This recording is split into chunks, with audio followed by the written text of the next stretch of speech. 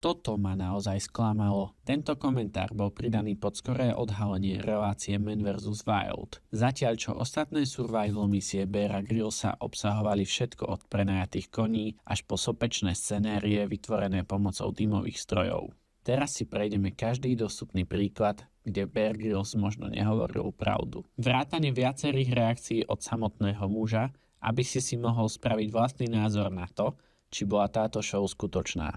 Televízny survivalista, ktorý si uľahčoval prácu. Toto bol prvý príklad, kedy bol Bear Grylls obvinený z podvodu a stalo sa to 24. júna 2007, len 4 dní po skončení prvej série.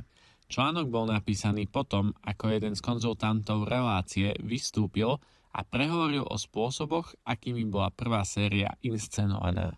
Mark začal vysvetlením, že v pohorí Sierra Nevada bol Bear údajne videný, ako spí pod skalou vedľa malého život zachraňujúceho ohňa.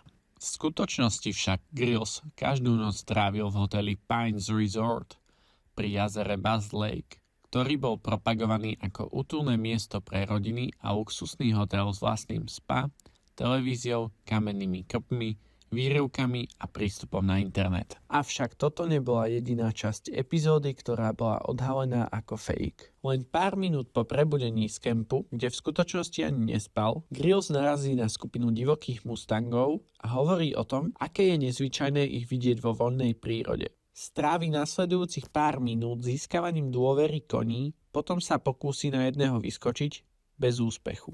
Zaujímavé je, že podľa príspevku na Reddite bolo krotenie divokého mustanga v skutočnosti choreografovaná scéna, natočená s domestikovaným koňom z nedalekého ranča. Príspevok obsahoval aj video, ktoré bolo bohužiaľ neskôr zmazané, no existujú aj komentáre na iných stránkach, ktoré to podporujú. Napríklad, divoké kone na americkom západe sú extrémne plaché a nevyspytateľné, nie pokojné, upravené jazdecké kone ako v tej epizóde. Alebo YouTube komentár. Vyrastal som pri Reno v Nevade a sledoval som divoké kone. Dôkaz, že nikdy neskrotil divokého koňa?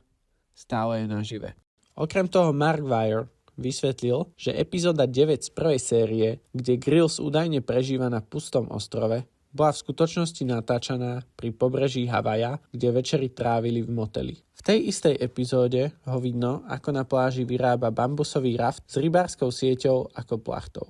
Aj toto bolo vyvrátené. Weir vysvetlil, že v skutočnosti viedol tým stavbárov, ktorí raft postavili, potom ho rozobrali, aby ho Grylls mohol postaviť pred kamerou. Avšak epizóda 5 na hore Kilauea bola najpodozrivejšia zo všetkých. Na začiatku epizódy Grylls údajne kráča po aktívnej sopke, čo má dokazovať hustý oxid siričitý unikajúci zo zeme. Po odvysielaní však jeden z bezpečnostných inštruktorov povedal pre Sunday Times, že biele oblaky jedovatého plynu boli v skutočnosti neškodná para vytvorená dymostrojmi. Podľa insiderov bolo červené žiarenie lávy, ktorého mohol spáliť za pár sekúnd, doplnené horúcimi uhlíkmi prinesenými produkciou. Oxid siričitý je v skutočnosti bezfarebný a neviditeľný.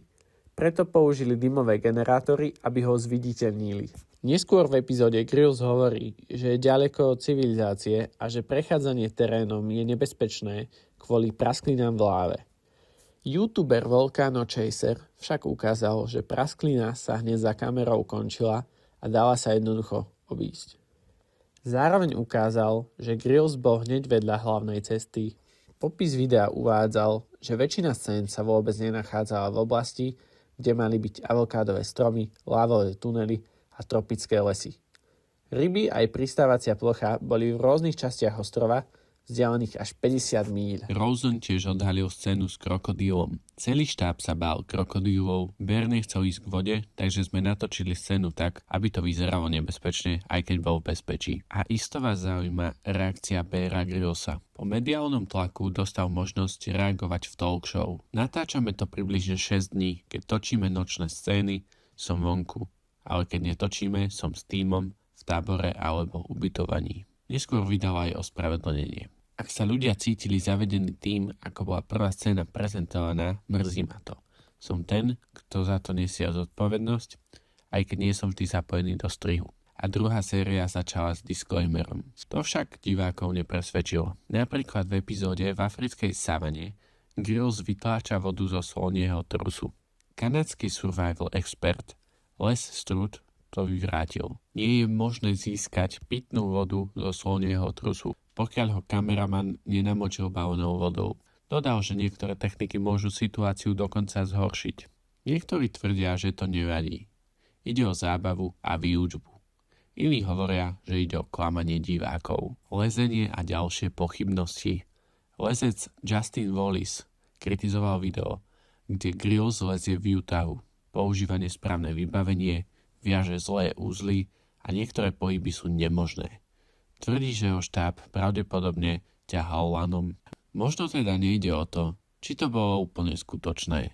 Možno ide o to, že sme tomu všetci chceli veriť. Pretože predstava človeka, ktorý prežije kdekoľvek, je oveľa zaujímavejšia než realita.